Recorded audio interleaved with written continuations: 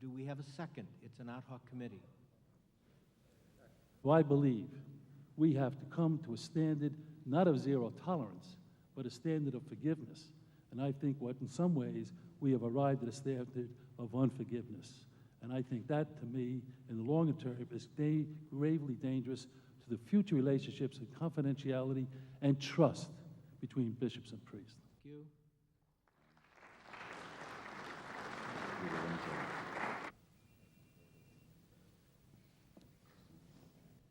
It has nothing to do with forgiving somebody. People can be forgiven and should be forgiven.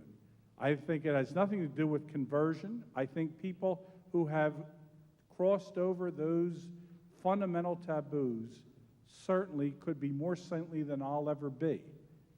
But in point of fact, they've gone way beyond what we as a society and we in Catholic moral theology recognize as cultural and social taboos.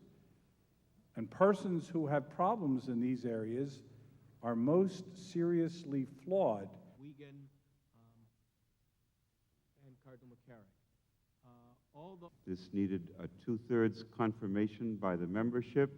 There are 284 members. 190 votes affirming were needed. 252 votes were cast. 239 yes, 13 no, no abstentions. The action item passes.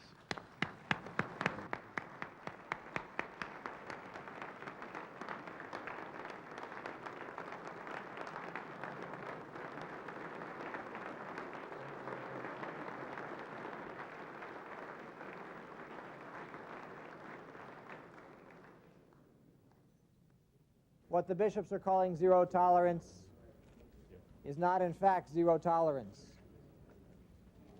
For the future, they're talking zero tolerance, but talk is cheap. And we were here 10 years ago when they used a similar phrase, substantiated allegation. And it was talk only, with very little implementation.